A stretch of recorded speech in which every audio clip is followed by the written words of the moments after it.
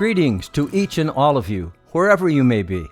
My name is Gerry, and I am excited to share a true story that I hope will be a blessing to you. Quite some time ago, when all our 4 kids were younger and still at home, we lived in a coastal community in Southern California and attended a church pretty close to our home.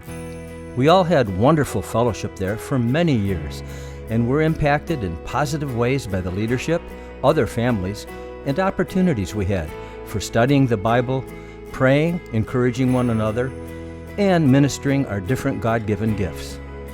Everyone enjoyed the friendly and edifying open atmosphere of Christ-centered worship and Christian witness. One of the dear old saints and his wife had been there since around the time of the church's founding and had raised their family, who were already grown and gone by the time we joined.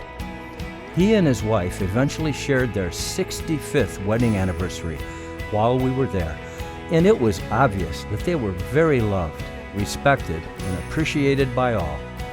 At one point, during those later years, several folks in the congregation asked the leadership if the church might be willing to recognize this wonderful couple in some special way. An idea was proposed and much liked by the leaders. Name the main fellowship hall after them. This extremely popular place of meeting had quite a bit of significance to nearly everybody. It was where most potlucks, special parties, wedding receptions, and many informal gatherings took place over the years. The place was and still is located on the main floor of what is known as the Christian Education Building, adjacent to the sanctuary. The plan was to put up a permanent plaque bearing their family name with the word hall after it, above the entrance in their honor, some sort of recognition ceremony. Well, when they ran the idea by him and his wife, he in particular was not very enthused. You see, he was an incredibly humble man of God. I knew him quite well and was not surprised by his initial reaction. He was a very faithful, soft-spoken, gentle but focused and committed, hard-working believer.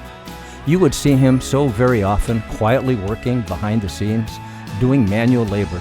He had served as an elder for a number of years and done a fair share of leadership in his younger days. But I will never forget his main comment about why he did not feel worthy to be the object of so much attention. He said, "I want to finish well." Wow, that statement has been with me for decades since his passing. He just wanted to make sure that his walk in the Lord would demonstrate God's faithfulness all the way until his last breath. He sincerely did not want to rest on his laurels, but to live and die in such a way that his love for, dependence on, and trust in the Lord would not just be a hallmark of his life thus far, but would glorify God every day and all the way through his own journey with Jesus. He earnestly desired that whenever God would ordain that his time had come, he would truly end his walk in Christ on this earth by also trusting in the Lord just as he had started. And folks, that pretty much illustrates why the 7th step in the circle of trust in Psalms 37 verses 3 through 6 is so critical and important and is comprised of these simple, profound, and powerful 4 words: trust also in him.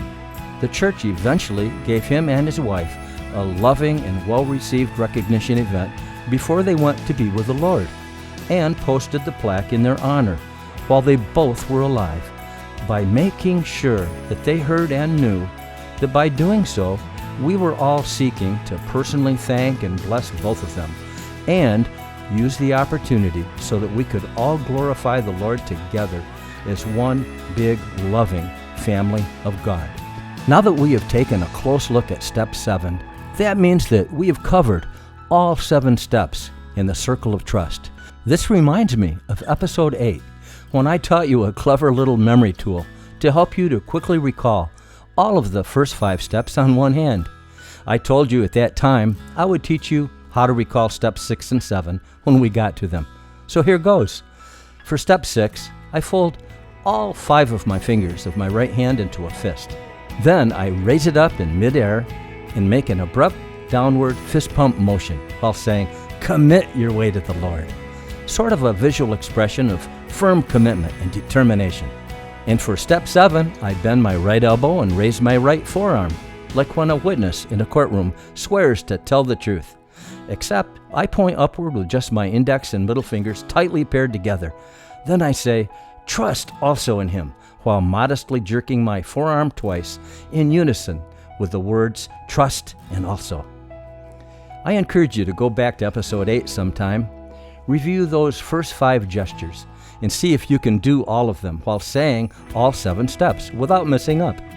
I hope you find that fun and helpful. Bible memory is so good for your brain and your soul. Well, that's the story. I hope you enjoyed it. Meanwhile, a big thanks to each of you, and to all of you, thank you very much. I'll see you next time. So long for now. In Christ, the living Word, Gerry. So what's next?